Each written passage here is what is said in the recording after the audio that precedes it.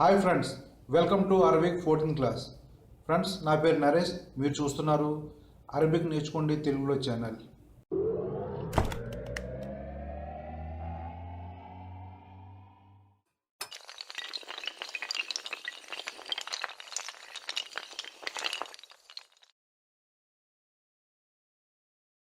Friends, మనం ఈరోజు అరబీలో మన కొన్ని కొత్తగా కొన్ని పదాలు తెలుసుకుందాం.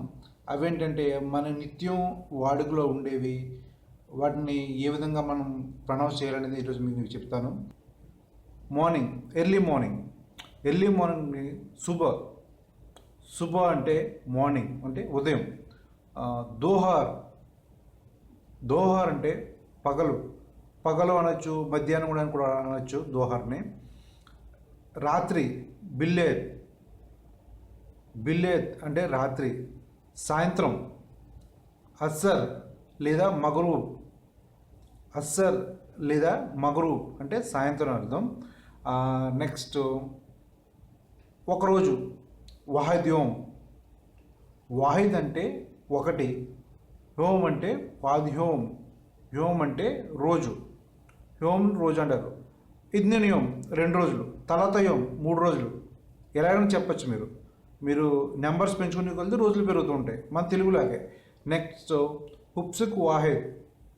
ఉప్సుక్ అంటే వారం, వాహిద్ అంటే ఒక వారం. ఇద్నన్ ఉప్సుక్ 2 వారాలు. అది మనం కౌంటింగ్ పెంచడం బట్టి ఉంటుంది. నెక్స్ట్ వాహిద్ సార్ అంటే 1 నెల, సార్ అంటే నెల, వాహిద్ అంటే 1. వాహిద్ సనా 1 సంవత్సరం, వాహిద్ అంటే 1, సంవత్సరం అంటే సనా అంటే సంవత్సరం. ఇద్నిన్ సనా 2 సంవత్సరాలు, తలాత సనా 3 సంవత్సరాలు. నెక్స్ట్ ఈరోజు అల్యోమ్. బొక్రా రేపు. బాద్ బొక్రా ఎల్లుండి. హమ్స్ నిన్న. అవల్ హమ్స్ మొన్న.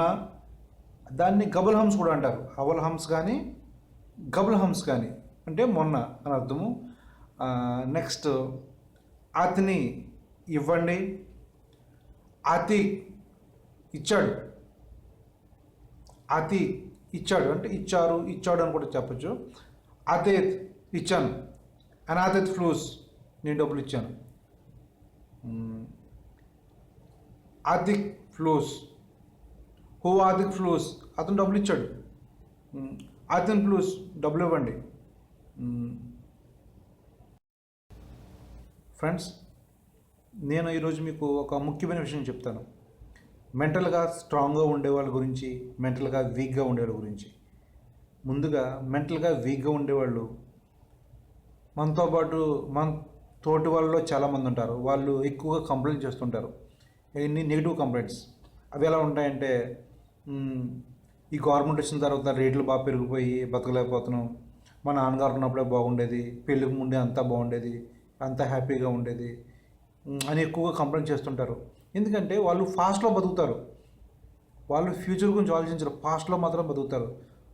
కానీ మెంటల్గా స్ట్రాంగ్గా ఉండేవాళ్ళు పాస్ట్లో బతకరు. ఎందుకంటే మా నాన్నగారు బతుకుండే బాగుండేది, గవర్నమెంట్ రావడం వల్ల రేట్లు పెరిగిపోయి పెళ్ళికి ముందే బాగుంది. ఈ విషయాల్ని మనం పాస్ట్లో జరిగిపోయింది కంట్రోల్ చేయలేము. అది మన చేతిలో లేదు కంట్రోల్ చేయడానికి. ఫ్యూచర్ మాత్రం మన చేతిలో ఉంది. మన స్కిల్స్ ఎలా డెవలప్ చేసుకోవాలి, మన స్టడీ ఎలా డెవలప్ చేసుకోవాలి, మన ఫ్యూచర్లో డెవలప్ ఏ విధంగా కావాలి, కొత్త బిజినెస్ ఏ విధంగా చేయాలి, ఈ విధంగా మెంటల్గా స్ట్రాంగ్గా ఉండేవాళ్ళు ఆలోచిస్తారు. సక్సెస్ అయిన పీపుల్ నుండి మెంటల్గా స్ట్రాంగ్గా ఉండేవాళ్ళు ఇన్స్పైర్ అవుతారు.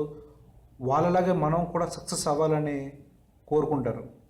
అదే మెంటల్గా వీక్గా ఉండేవాళ్ళు సక్సెస్ అయ్యే వాళ్ళని చూసి నెగిటివ్ కామెంట్ చేస్తుంటారు.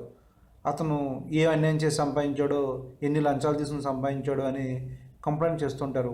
ఒక ఖరీదైన కారును చూసినప్పుడు మెంటల్గా వీక్గా ఉండేవాళ్ళు దాని గురించి నెగిటివ్ మాటలు మాడుతుంటారు.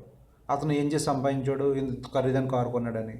అది స్ట్రాంగ్గా ఉండేవాళ్ళు కారు చాలా బాగుంది, నేను కూడా ఇలాంటి కారు కొనాలి, ఈ స్టేజ్కి నేను రావాలి అని ఆలోచిస్తుంటారు. మెంటల్గా స్ట్రాంగ్ ఉండేవాళ్ళు తనకున్న నాలెడ్జ్ని షేర్ చేయడానికి ఎప్పుడూ భయపడరు ఫ్రెండ్స్. నాకు తెలిసి నా వీడియోలు చూస్తున్న వాళ్ళందరూ, నా ఛానల్ సబ్స్క్రైబ్ చేసిన వాళ్ళందరూ మెంటల్గా స్ట్రాంగ్గా ఉండాలని నేను కోరుకుంటున్నాను. నెక్స్ట్ ఫ్రెండ్స్, నేను చేస్తున్న ఈ వీడియోస్ మన గల్ఫ్లో ఉన్న మన తెలుగు వాళ్ళందరికీ హెల్ప్ఫుల్ కావాలని అనే ఉద్దేశంతోనే నేను నాకున్న నాలెడ్జ్ని, నాకు లేని నాలెడ్జ్ని కూడా గ్యాదర్ చేసి నేను ఈ వీడియో చేస్తున్నాను ఫ్రెండ్స్. మీరు కూడా మెంటల్గా స్ట్రాంగ్గా ఉన్నారని నిరూపించుకోవాలంటే నా వీడియోస్ని మన తెలుగు వాళ్ళకి మరికొందరికి అందరికీ అందే విధంగా షేర్ చేయండి. నా ఛానల్ని సబ్స్క్రైబ్ చేయండి. మీకు నా వీడియో నచ్చితే, నా మాటలు కానీ నా వీడియో కానీ మీకు నచ్చితే ఛానల్ లైక్ చేయండి. ఫ్రెండ్స్, మీరందరూ మెంటల్గా స్ట్రాంగ్గా ఉండాలని నేను కోరుకుంటున్నాను. తప్పకుండా నా వీడియోని మీరు షేర్ చేయండి. ఎందుకంటే మెంటల్గా స్ట్రాంగ్గా ఉండేవాళ్ళు తన నాలెడ్జ్ని షేర్ చేయడానికి ఎప్పుడూ భయపడరు ఫ్రెండ్స్. మనం నెక్స్ట్ క్లాస్ తప్పకుండా మళ్ళీ కలుద్దాం. అంతవరకు బాయ్ బాయ్.